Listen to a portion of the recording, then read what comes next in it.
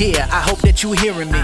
This is the future, all about cybersecurity. Talking about the hackers, I'm just trying to warn you. From the one and only legend, the cyber informer. Hey, yeah, this is the cyber reformer. This is the cyber reformer. Let's go. It's time for the Cybersecurity Business Connect and Protect Central Coast how-to video. I am Michael Trimblett, the Cyber Informer, at cyber_informer on Twitter. Today we'll be looking at restricting administrative privileges. In this video we'll have a look at the differences between a standard and admin user and what you can do to make yourself more secure today. Let's go.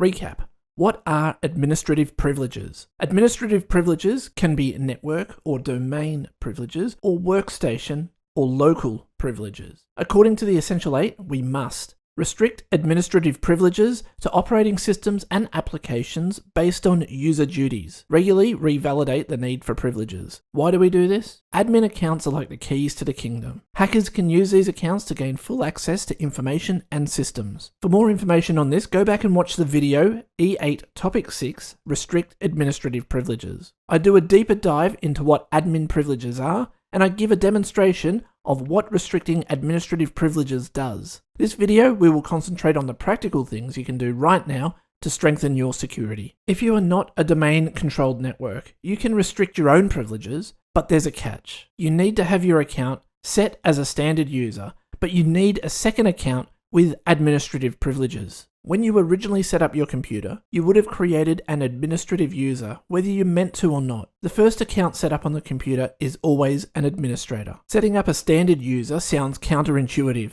but it will save you if you click on the wrong thing. It is best practice to have one, and only one, user account with administrative permissions, and all the other accounts have standard permissions. All your day-to-day computing is done on a standard account. You only sign into the administrator account for activities that need to be done in an administrator account, such as updating software or installing patches. Mac does this very well by default. Unlike Windows, if you are a Mac administrator, you will be prompted to re-enter your password regardless of whether you are logged in as the administrator or not. Again, this is to catch accidental or malicious installation or changes occurring to your system without your permission. Mac OS is similar to Unix, and by default, Unix requires an admin password before installing programs or making changes to the operating system. We'll see this in action in the demonstration later in this video. The golden rule is, if you did not ask for something to be installed, deny permission for it to install. This refers to going to a website, and the website tells you that you must install a program to continue. If you didn't go looking for it, don't install it. In Windows, this will be clicking No to the user access control prompt that appears before changes are made to your system. On a Mac, this is not entering your password when prompted. If you're unsure, deny permission and do research before allowing installation. Don't just blindly allow installation of anything asking permission to install. That's how hackers get in. Let's have a look at the difference between installing an application as an administrator versus a standard user in Windows. We'll also look at the safety measures Mac have in place by default. This demonstration is rated 1 propeller hat out of 5. To create a new user in Windows 10, click on the Start button and type in User. Click on Add, Edit or Remove Other Users. We can see the two types of accounts, Local Account and Administrator Local Account. To change the account type, click on the user, then click on Change Account Type. Click Yes to the UAC warning that we get. We can see this is a local account and it's a type administrator. We could change that to a standard user if we wanted to. Let's have a look at the other account. When we click on Change Account Type and select Yes, this account is a standard user. We could promote it to administrator if we wanted to. To add a new user, click on Add Someone Else to this PC. By default, it will want us to create an online account. We don't want to do that in this case. We want to have a local account for this workstation, so we'll click on I do not have the person's sign-in information. As we are setting up a local account, we're going to select Add a user without a Microsoft account. We can then enter in their name and assign them a password. We can then set up questions in case you forget your password. In this case, we don't really need that, so we're just going to put a full stop for each of the answers. We click Next, and then click on Yes to the UAC confirmation. We can see we now have a local account named Demo. We can now promote that account to administrator should we want to. We can take it from an administrator account to a standard account pretty simply as well. Now I'll demonstrate installing a program using an administrator account versus a standard user account. We'll use Notepad++ in this example. When we run the installer using an administrator account, we just have to click Yes to user account control. It will then allow us to run through the wizard to install the application. Now we'll install it using a standard user account and we'll note the differences. Straight away, user access control now wants us to enter a password for the admin account. We need to then enter the admin password and then click Yes.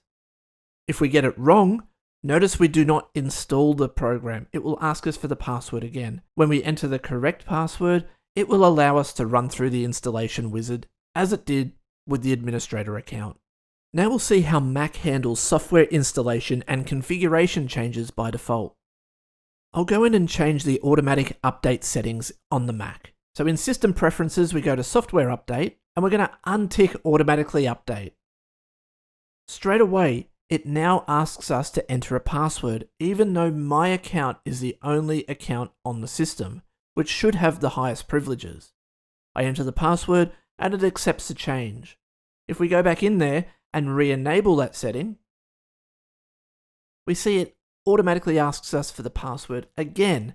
So every critical change in a Mac or software installation on a Mac will ask us for the password, regardless of whether we're an administrator account or a standard user account, thus being more secure than Windows, however, more annoying than Windows. Let's exit the Propeller Hat zone and look at other permissions you need to review periodically. On larger networks which run from a Windows server, you will likely not have the ability to make changes. Only your IT team can do this. Your managed services provider or your internal IT staff members should use the least privilege principle when setting up user accounts. This amounts to the minimum security level and folder permission in order for that person to do their job. I've seen businesses that give out network administrator permissions to those who do not need it. If you do this, you could leave yourself open for users to gain access to sensitive information, or if that user is infected, the virus or malware has the highest permissions on the network, so it can spread throughout your network like wildfire. The downside is that it will likely cost more in support, as every time a change is needed, you'll need the IT support team's assistance. The federal government recommends a review of all user accounts and folder permissions at least annually. I will not be demonstrating this here, as there are so many different permutations to this, it's impossible to demonstrate succinctly. This refers to your internal network folders and your cloud services such as OneDrive, SharePoint, Dropbox, and Google Drive. Every year you should recheck permissions on all shared folders as staff move on, get promotions or move departments, and possibly share folders outside of the organization. Permissions on links shared outside of the organization need to be checked regularly. SharePoint is able to output a report showing all links. However, this procedure can be time-consuming to review and process. If it is not possible to check all folders, at least check confidential folders. What do we learn? Running as a standard user will help prevent malware and viruses installing themselves. Mac has additional features which help prevent accidental or malicious installation. Domain networks should use the least privilege principle. A review of shared folders and resources should be conducted at least annually. This applies to both internal networks and cloud services. Thank you for joining me for a look at restricting administrative privileges. Having less privileges to a system or network helps you defend against accidental or malicious installation of malware, and reviewing who has access to what ensures you maintain confidentiality of your data. Don't forget you can contact me via email, Instagram, Facebook, or Twitter. Also, check out the podcast at loyalit.com.au/podcast. Until next time, stay safe online. Oh yeah, this is the Cyber Informer. Hackers, you going down like, oh yeah, this is the Cyber Informer. Hackers, you going down, yeah.